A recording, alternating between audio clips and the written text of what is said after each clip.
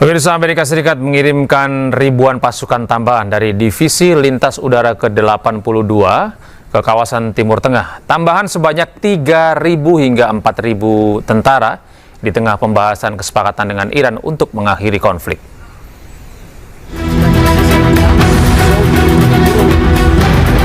Pasukan elit sebanyak 4.000 ini bermarkas di Fort Bragg, North Carolina dan dikenal mampu melakukan operasi tempur termasuk serangan udara melalui penerjunan. Pihak militer Amerika Serikat menegaskan bahwa pengumuman reski akan disampaikan oleh pihak Pentagon meski belum ada keterangan langsung untuk mengirim pasukan darat langsung ke wilayah Iran.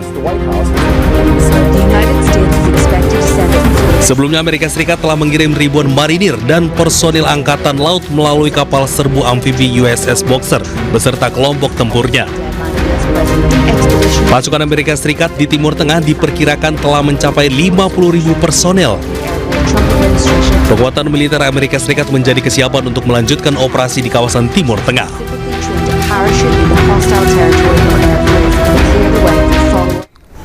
Sementara itu, pemirsa, warga Israel di bagian utara hidup dalam ketakutan. Hampir setiap 10 menit sekali sirine berbunyi, pertanda mereka harus segera berlari ke tempat perlindungan.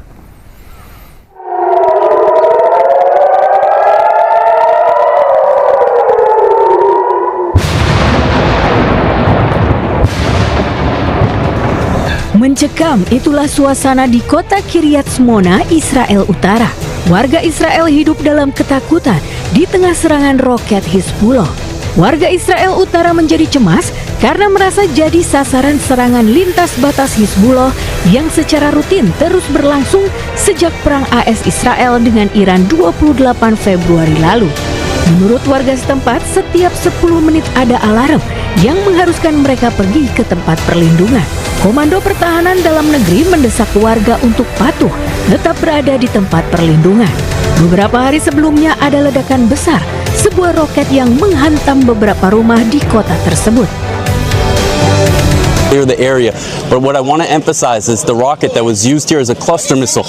This has one purpose and one purpose only: to maximize civilian damage and casualty counts. So we call on the public, continue listening to instructions of the Home Front Command and the Israel Police.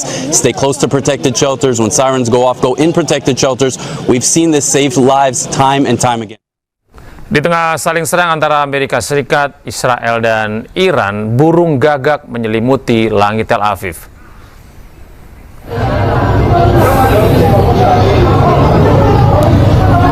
Langit Tel Aviv tiba-tiba dipenuhi burung gagak sejak kemarin. Dalam rekaman video yang beredar di media sosial, kawanan burung gagak ini mengitari gedung-gedung tinggi, termasuk Menara Azrieli. Sejumlah ahli menilai hal ini wajar karena burung gagak sangat umum di Israel. Perilaku gagak yang terbang dalam jumlah besar memang biasa terjadi pada bulan Maret dan terkait dengan perilaku musiman.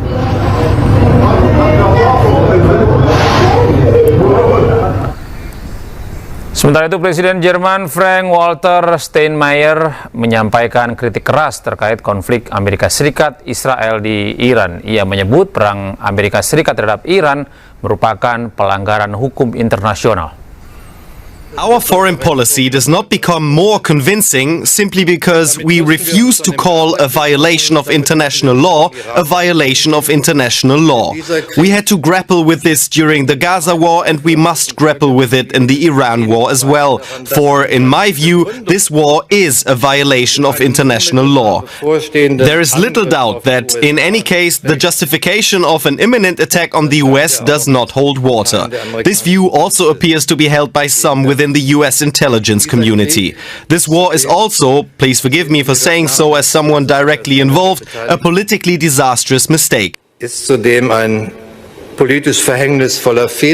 that's what frustrates me the most, a truly avoidable, unnecessary war, if its goal was to stop Iran from developing a nuclear bomb. Serangan udara Amerika Serikat di Irak Barat menyerang fasilitas medis, 7 orang meninggal dan 13 luka-luka. Pemerintah Irak mengizinkan kelompok paramiliter pro-Iran membalas serangan itu.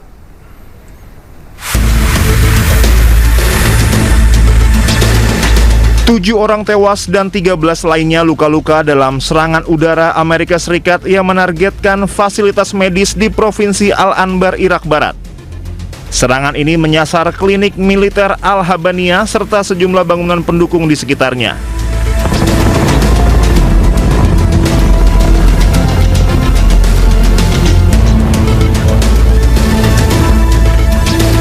Serangan tersebut juga mengenai Departemen Tenaga Kerja Al-Habania.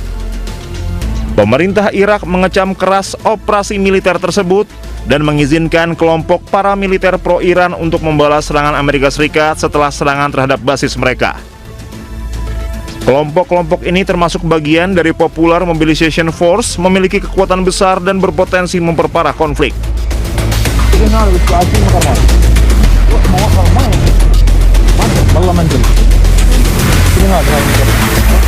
Kelompok Islamic Resistance in Iraq melancarkan puluhan serangan terhadap target Amerika Serikat di Irak dan Suriah. Hingga saat ini situasi di Provinsi Al-Anbar masih dalam pengawasan ketat otoritas keamanan Irak guna mengantisipasi serangan susulan di wilayah perbatasan.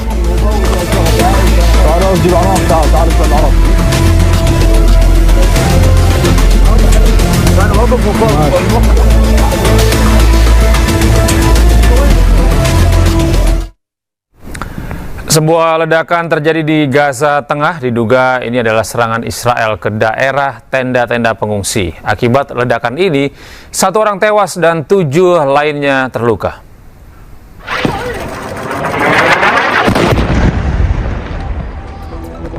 Ledakan ini terjadi di Gaza, tepatnya di wilayah Deir al-Balah, Gaza Tengah. Ledakan diduga merupakan serangan Israel yang menyasar ke tenda-tenda pengungsian.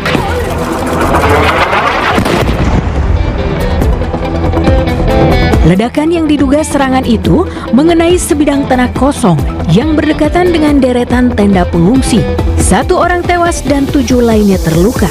Sementara itu, militer Israel belum memberikan komentar terkait serangan di daerah tersebut.